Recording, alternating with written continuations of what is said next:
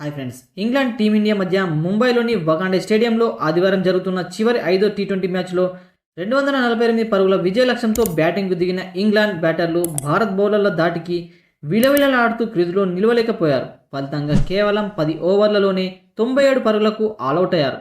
దీంతో 150 పరుగుల తేడాతో టీమిండియా భారీ విజయాన్ని నమోదు చేసింది. 5 మ్యాచ్ల సిరీస్ను 4-1 తేడాతో సొంతం చేసుకుంది. ఇక భారీ విజయ లక్ష్యాన్ని దృష్టిలో పెట్టుకుని ఓపెనర్ ఫీల్డ్ షాట్ 23 బంతుల్లో 7 ఫోర్లు 3 సిక్స్లతో 55 పరుగులు చేసి మెరుపులు మెరిపించిన ఉపయోగం లేకపోయింది. మరో ఓపెనర్ బెన్ డకెట్ డకౌట్ అయ్యాడు.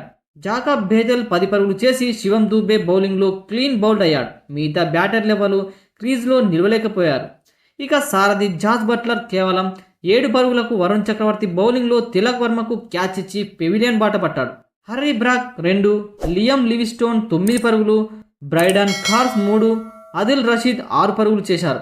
భారత్ బౌలర్లలో మొహమ్మద్ షమీ 3, వరుణ్ చక్రవర్తి, శివం దూబే, అభిషేక్ శర్మ 2 వికెట్లు చొప్పున తీసుకున్నారు. అంతకుముందు ఇంగ్లాండ్ జట్టు ముందు టీమిండియా 248 పరుగుల విజయ లక్ష్యాన్ని నిలిపింది. తొలుత టాస్ గెలుచుకున్న ఇంగ్లాండ్ ఫీల్డింగ్ ఎంచుకుంది. భారత్ ఓపెనర్లు సంజు శాంసన్ అలానే అభిషేక్ శర్మ బ్యాటింగ్కు దిగిన సంజు శాంసన్ 7 బంతుల్లో 1 ఫోర్ 2 సిక్స్లతో 16 పరుగులు చేశాడు. మార్క్వుడ్ బౌలింగ్లో జోఫ్రా ఆర్చర్కు క్యాచ్ ఇచ్చి పెవిలియన్ దారి పట్టాడు.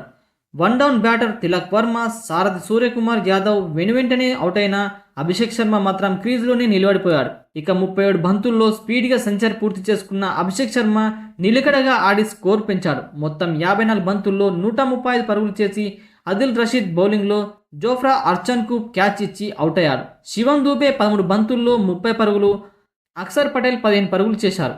ఇంగ్లాండ్ బౌలర్లలో Brydon Carse 3, Mark Wood 2, Jofra Archer, Jamie Overton, Adil Rashid చెరో వికెట్ తీశారు. తొలుత టీమిండియా నిర్ణీత 20 ఓవర్లలో 9 వికెట్లు కోల్పోయి 247 పరుగులు చేసింది.